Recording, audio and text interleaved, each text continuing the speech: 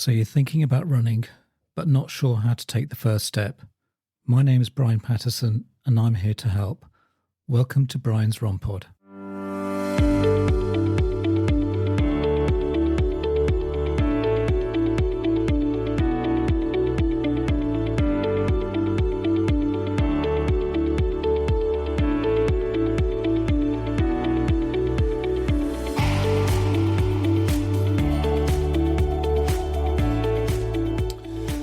Well, welcome back to Brian's Run Pod. And at the time of recording, it's a little bit gloomy. The sun is trying to peek out. And I am in a bit of a purple patch concerning injury. So my running is not going that well. I have a bit of a sore back, and my knee is not right. Plus my calf is a bit tender as if I'm just getting over a night cramp. And on top of that, my fitness has sort of hit rock bottom. Anyway, enough about me. Anyway, this, I think maybe for a future episode, we'll delve deeper into how injury can affect our state of mind and maybe some preventative measures. Well, this week's episode, we're going to be talking about hill training for runners. So going over the show notes, we're going to be talking about who should do it. So what are the benefits? What are the different types of hill training? How often? More examples of a hill training, proper hill running form. And then we'll look at doing hill training on the treadmill. At the end, we'll put everything together as a summary. So who should do it? Well, any runner can benefit from hill training. However, if you're planning on doing a distance race in a hilly city or cross-country route, building a hill into your preparation is vital. It will get you used to the intensity of the climbing slopes and tackling declines and give your calf muscles more experience with the strains that running uphill puts on them. So what are the benefits of hill running? Well, according to Coach Tim from werun.com, and I will include all links in the show notes, hill running is beneficial to all track and field athletes. He says that the father of one of his athletes tells of how he used to see Colin Jackson, a Welsh sprinter, sprinting up the hills near Cardiff. Even throwers use short, steep hills to build up the power in their legs. And you find it very hard to find an elite middle or long distance runner who doesn't do hill sessions at some point during the year.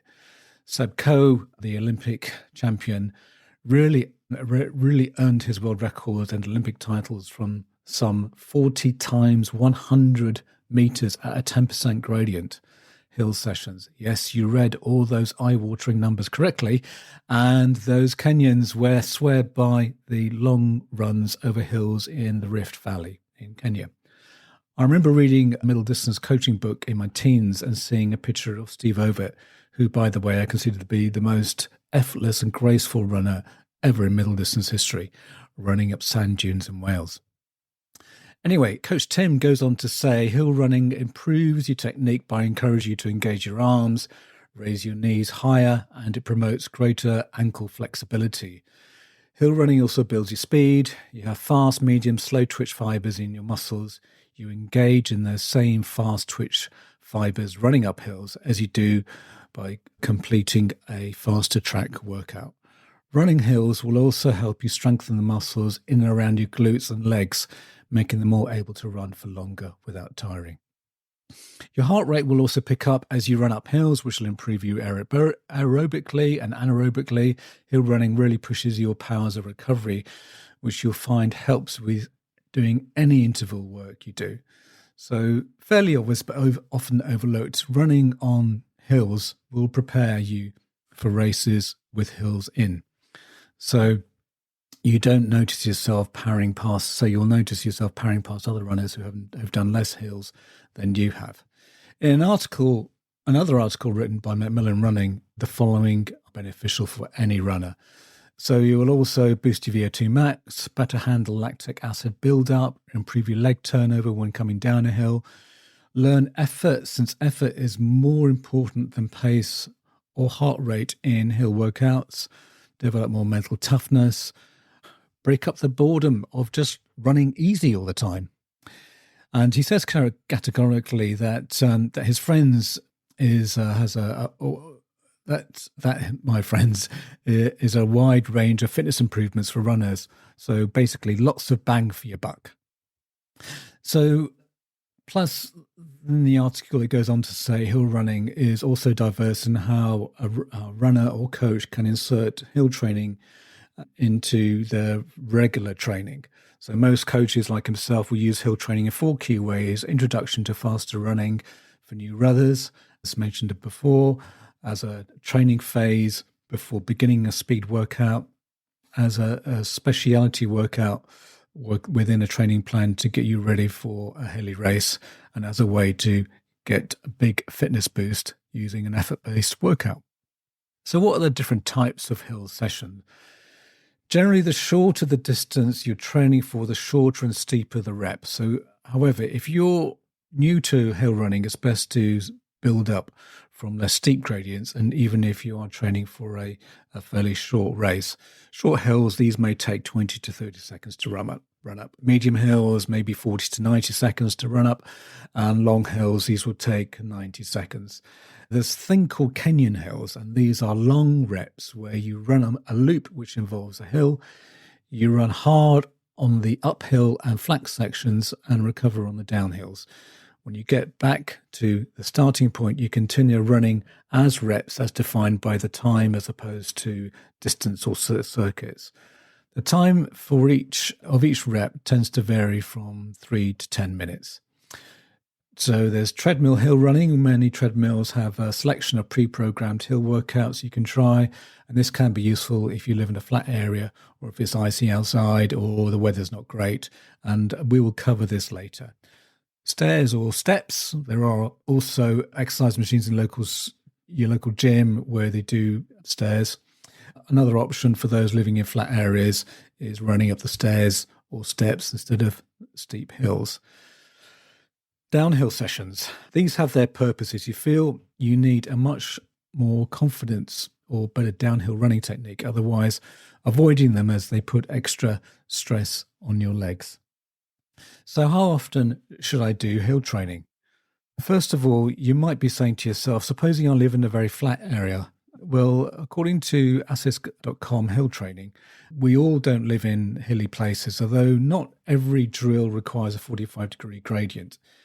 Even a gentle slope in your local park will give you something to get started with. If you're a member of a gym, one option is to set a treadmill to a steep gradient, and this will give you many of the same benefits that hill running does without having to try and find a slope. Also, if you look online to stats like Strava or any other online monitoring app, you may be able to create a route that has a steep gradient because they do publish the gradients in and around your area. Now, back to how often, like any intensive exercise, it's best to gradually build up the amount you spend training on hills. To begin with, it can be pretty tough, and you don't need to do more than a few sets once per week. However, over time, you will be able to increase this to a couple of times per week, especially if you're training for a race in a hilly location. And you're going to need to build up to that point where at least half of your training involves at least some form of hill work. Any hill training guide for runners online will help you some kind of direction as to how to go about it. But like we said, this is an intensive exercise, so don't feel you have to jump in and do a SEB code type hill sessions as you might think. So otherwise, you are likely to get injured. Plus, it may take you a couple of weeks to get over the hill session. So it's vital just to take things easy to start with. So let's have a look at some more examples of hill training. There's the long hill repetitions. Long hills are performed on a gradual slope and last around 2 to 3 minutes. You run at a medium hard effort, should be like around 10k effort, if you can sort of gauge that. And at the top, you just turn around and jog slowly back down to the bottom of the hill before beginning again. Most runners find that 4 to 8 repetitions are optimal for a long hill workout. And every now and then, pick up the pace on the downhills for a bit to find your best downhill running technique, and don't be too much of this faster downhill running, but in small doses, downhill running helps you find your best technique. So note, hill workouts are effort-based, not pace-based. I know it's kind of maybe stating the obvious. You run slower up the hills. The main metric is that you should feel like a given race effort. And in the long hills above, for example, the effort is roughly about 10K race effort, so not 10K pace. So focus on good form and a powerful push off and strong arm swing. Jog down the hill slowly to recover, and you can also practice your downhill running technique by running down the hill occasionally at a 10K race pace. But I think the important thing is just to set your effort based on the type of hill that you have in front of you, especially if it's a longer hill. And then you probably, you could gauge whether that is kind of a 10K race effort. So, as I said, just be mindful when you're going down the hills as well, when you're running down the hill. Medium hill repeats. Medium hills are performed on a moderately steep slope, at least for 40 to 60 seconds. The effort is hard, which is around 5K race effort for most runners. As with long hills, once at the top, you just simply turn around and then jog down as you recover before starting the next repeat. Maybe 8 to 12 repetitions works well for medium hills. Again, a note here is that some runners aren't used to effort-based training. So here is a hill workout you should feel. Let's use the medium hill repeats as an example. This workout is to feel like a 5K effort. So the first few repeats should feel like the first mile of a 5K, fast but controlled, and you can recover your breath on a recovery jog downhill.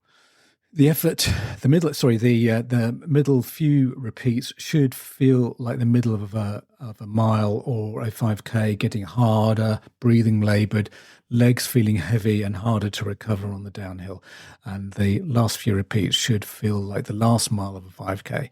So it will require lots of mental focus to keep pushing and to keep your form from breaking down. And you're breathing very heavily and may need a few seconds to catch your breath before the jog down the hill. Steep hill repeats, as the name suggests. Steep hills are performed on a steep hill. However, they only last about 10 to 15 seconds, so they are over very fast because they are short and steep, and the effort is very hard, around about a mile pace effort for most runners.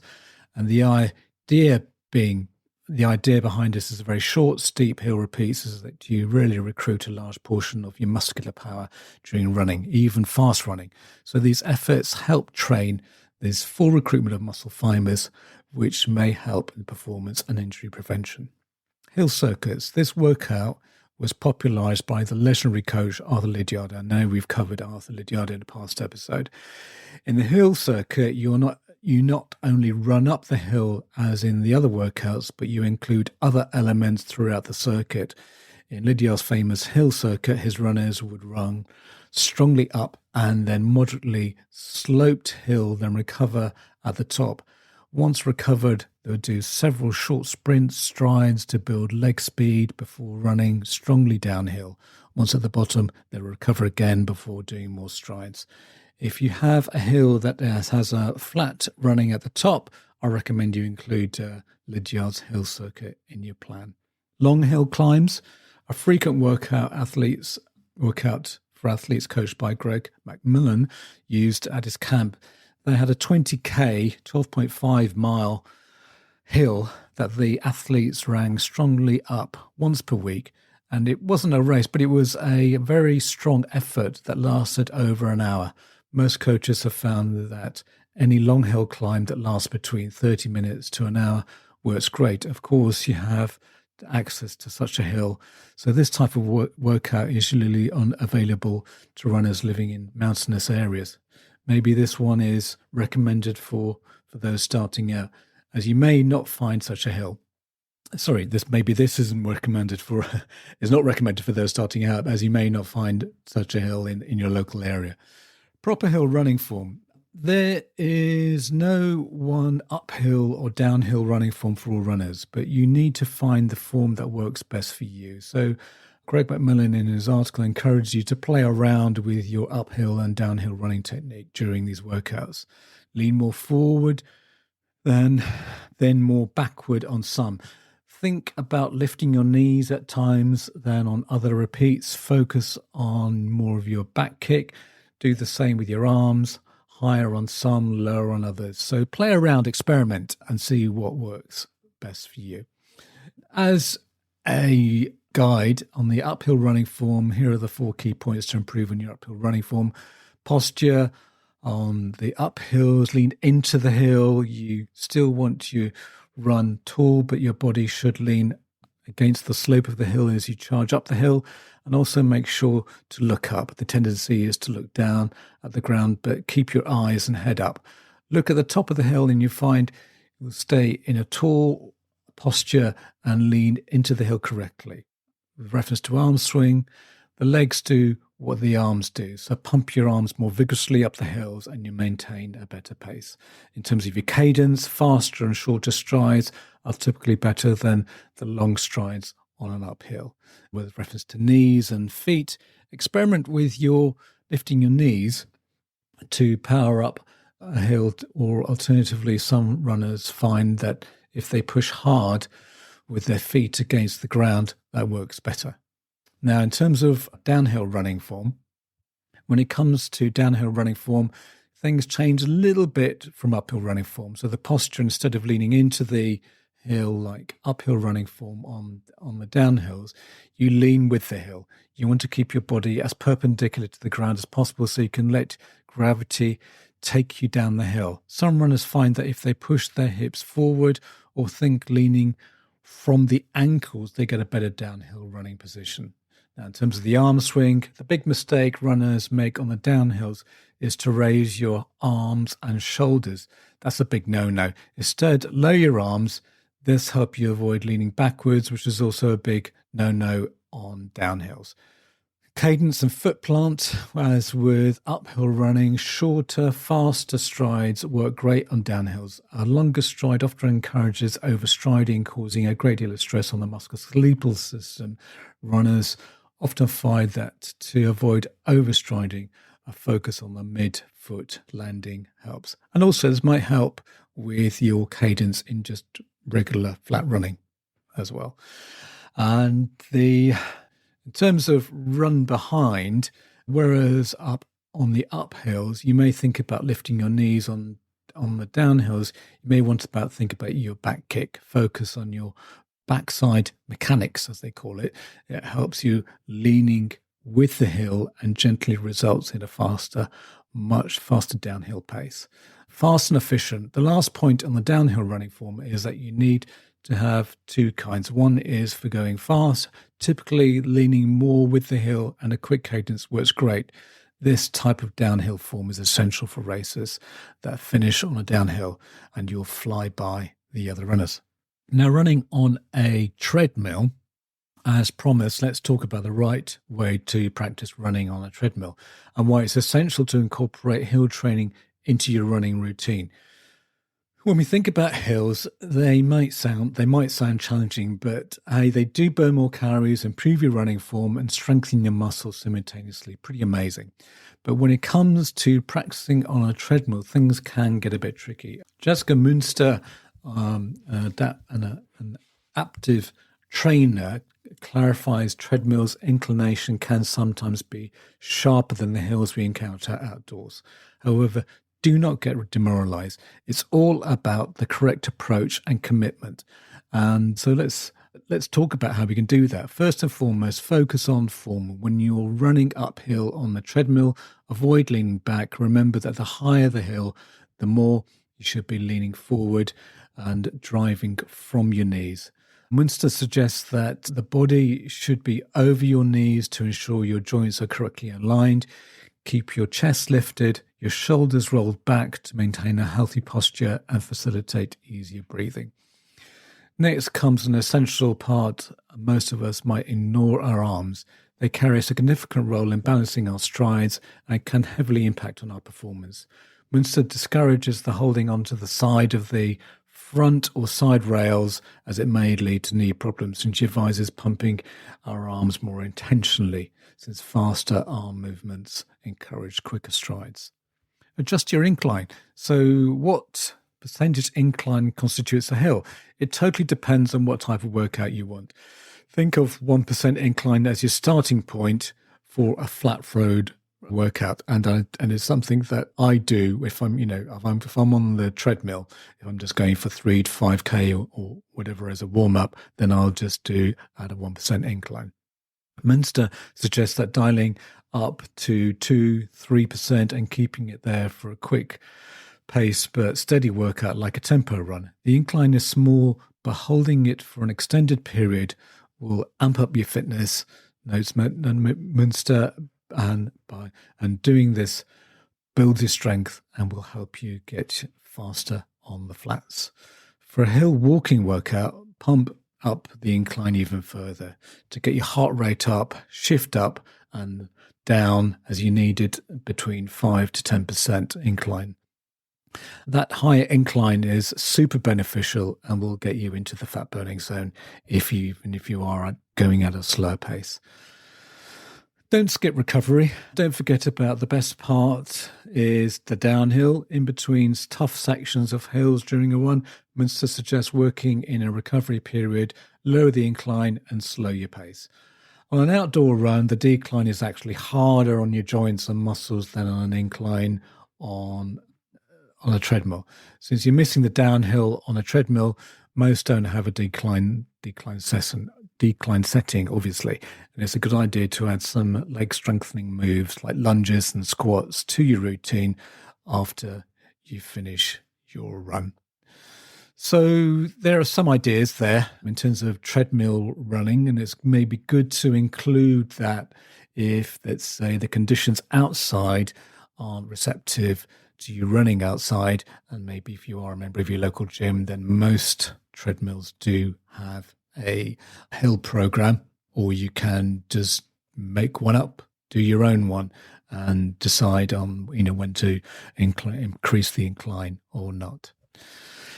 So in summary, well, if you're one for intensive workout, and then hills might be your thing. It seems to me that if you have a hill near you, it's just as good as doing any strength training or hill workout at a local gym. And if you don't have hills, then I hope you have told you about some of the benefits of hill training on a treadmill. I've included links to these articles in the show notes. So if you want to spice up your workout, please do have a go. And that's a wrap for another exhilarating episode of Brian's Run Pod. Thanks for tuning in, folks. As always, we've got your back with all things running. And next week, get ready for some awesome beginner hints and tips to kickstart your running journey. Oh, and before we sign off, exciting news. We're now available on YouTube. So whether you're pounding the pavement or chilling at home, you can catch us there too. Hey, if you want to keep up with the latest updates, behind the scenes fun, and even some exclusive content, make sure to follow me on social media. You can find me on Twitter, or should I say X, at Brian's Run Pod. We've also just launched a shiny new Facebook page. Simply search for Brian's Run Pod and give us a like. And don't forget to hop on over to Instagram, where you can catch all our visual adventures at Brian's Run Pod. For those of you who love diving deep into the episodes, head over to our website, www.briansrunpod.co.uk, and there you'll find detailed show notes, handy chapter markers, make it too easy to navigate through our favourite discussions. Please leave a review, as it will always help others find this podcast. Music is by Happy Days by Stock Audio, not forgetting artwork by Alice Patterson. Till next week, thanks again for listening.